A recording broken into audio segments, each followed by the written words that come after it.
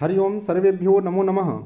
आज आप कृदंत प्रकरण का अध्ययन करेंगे। अथ कृदंते कृत्य प्रक्रिया धातोः आ तृतीया अध्याय समाप्तेः ये प्रत्ययाः ते प्रत्ययाः धातोः परे स्युः। कृद अतिंग इति कृत संज्ञाः। तृतीय अध्याय के समाप्ति पर्यंत जो प्रत्यय होंगे वे धातु से होंगे और कृद अतिंग एक सूत्र है तृतीय अध्याय में, इससे कृत संज्ञा हो जाती है। कृद अतिंग सूत्र का अर्थ है तिंग भिन्न प्रत्यय कृत संज्ञः स्यात् धात्वधिकारे वा स्वरूपो स्त्रियाम् अस्मिन् धात्वधिकारे अस्वरूपो अपवाद प्रत्यय उत्सर्गस्य बाधको वा स्यात् स्त्री अधिकारोक्तम बिना।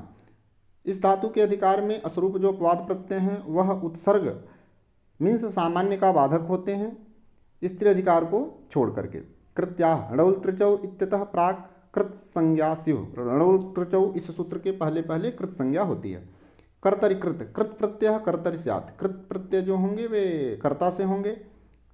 तयोः एव कृत्यक्त खलर्थाः तयोरेव कृत्यक्त खलर्थाः एते भाव कर्मणोः स्युः। कृत्यक्त और खलर्थ प्रत्यय भाव और कर्म से होते हैं। सकर्मक धातुओं से कर्म में और अकर्मक धातुओं से भाव में। तव्य तव्य अनियर ए धातोः एते प्रत्ययाः स्युः। एधितव्यम एधनीयम त्वया भावे औत्सर्गिकम एकवचनम क्लीबत्वं च।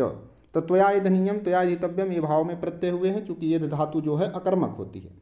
अकर्मक का जो है सकर्मक और अकर्मक का नियम है लज्जा सत्ता स्थिति जागरणम वृद्धि क्षय भय जीवित मरणम नर्तन निद्रा रोदन वासाः स्पर्धा कंपन मोदन हासाः शयन क्रीडा रुचिदिप्यर्थाः धातवः एतेह अकर्मकाः।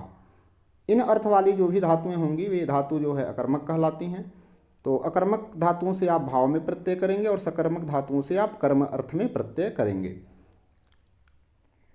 भावे औत्सर्गिकम एक वचनम क्लीबत्वम च सामान्य रूप से जो है एक वचन होता है और नपुंसक लिंग में प्रयोग होता है। क्लीबत्वम च क्लीबत्वम इत्यस्य अर्थ नपुंसक लिंग।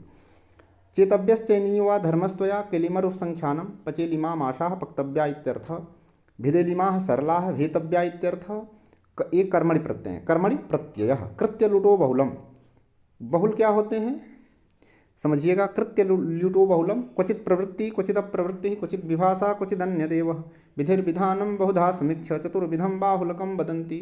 चार प्रकार के जो है बाहुल होते हैं। क्वचित प्रवृत्ति कहीं पे प्रवृत्त होते हैं कहीं पे अप्रवृत्त होते हैं। क्वचित अप्रवृत्ति क्वचित विभाषा कहीं विकल्प से क्वचित अन्य एव भवति क्वचित अन्यदेव विधिर्विधानम बहुधा समीक्ष चतुर्विधम बाहुलकम वदंती। तो चार प्रकार के जो है बाहुलक आप समझेंगे। अश्नाति अनेन इति स्नानीयम चूर्णम दीयते अस्मै दानियो विप्रः अचो यत अजंता धातु है यस्यात् चेयम। अजंत धातुओं से यत प्रत्यय होता है। जो भी धातु जैसे ची चैने धातु है अजंत है अच अंत में रहे ऐसी धातु उससे यत प्रत्यय करेंगे चेयम बनेगा। ईद यति यति परे आत ईत स्यात्। आ को ई करने वाला सूत्र है।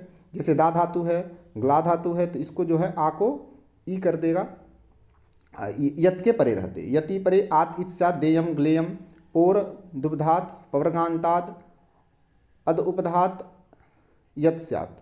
ण्यतो अपवाद है यह भी जो है यत प्रत्यय करेगा उपधात यत स्यात्। ण्यत का अपवाद है सप्यम सब धातु से और लभ धातु से सप्यम और लभ्यम बनता है। एति स्तुत सास व्रीद्री जुसह क्यप एभ्यः क्यप स्यात्।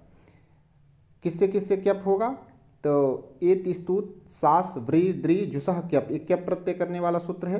तो देखेंगे हरस्वस्य पिति कृति तुक हरस्वस्य पिति कृति तुक यह तुक करेगा।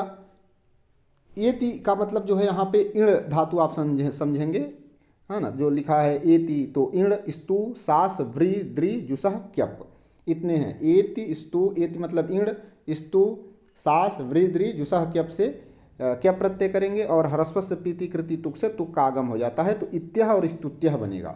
इण धातु से इत्यः और स्तु धातु से स्तुत्यः क्या प्रत्यय करके आप बनाएंगे।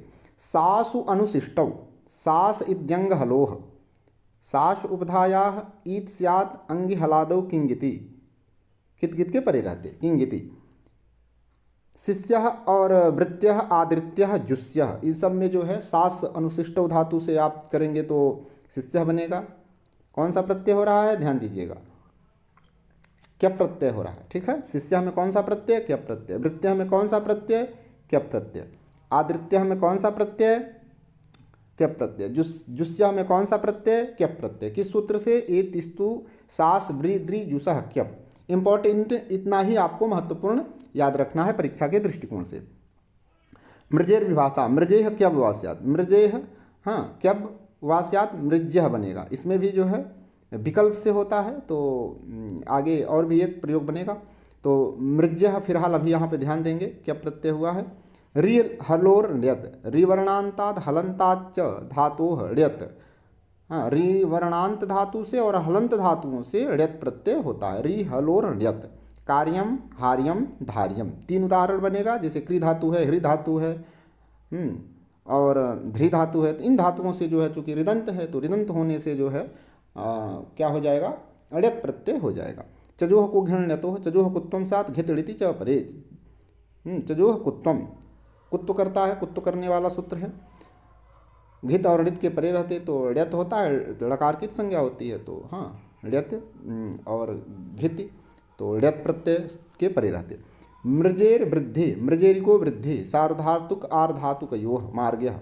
वृद्धि करने वाला यह सूत्र है, सार्वधातुक और आर्धातुक के परे रहते। मार्ग्य हाँ मार्ग्य बनता है।